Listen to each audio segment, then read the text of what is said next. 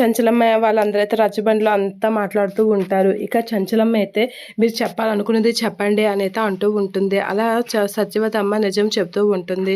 ఇక సాధువు అయితే నీలకంఠ తల్లి పురుట్లోనే దూరం చేసిన బిడ్డని తల్లికి దగ్గర చేస్తున్నావా లేదా అని అయితే తపస్సు చేస్తూ అంటూ ఉంటాడు. ఇక తన చంటి కన్న తల్లి ఎక్కడుందో చెప్పండి అమ్మా, మీకు తెలుసు కదా తన కన్న తల్లి ఎవరో, ఇప్పుడు తన తల్లి ఎక్కడుంది అని చంచలమ్మ అడిగేసరికి తన తల్లి ఇక్కడే ఉందమ్మా అని చెప్పేసి సత్యవతమ్మ అయితే అంటూ ఉంటుంది. అవునా, తన తల్లి ఇక్కడే ఉందా అని చెప్పేసి చంచలమ్మ విజయమ్మ వీళ్ళందరైతే అలా చూస్తూ ఉంటారు, షాక్ అవుతూ ఉంటారు. ఇక చంటి కూడా షాక్ అవుతూ ఉంటాడు.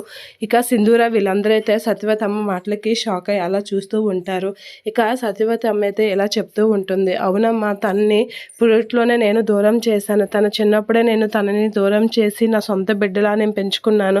ఆ విషయం వాడికి కూడా తెలియదు. చంటి నా బిడ్డ, నేనే తన కన్న తల్లిని ఇన్ని రోజులు పెరిగాడు అని చెప్పేసి అనేసరికి చంటి షాక్ అవుతూ ఉంటాడు. ఏంటి అని అనేసరికి అవును, తన కన్నతల్లి ఎవరో కాదు విజయమ్మే అనేది అంటూ ఉంటుంది.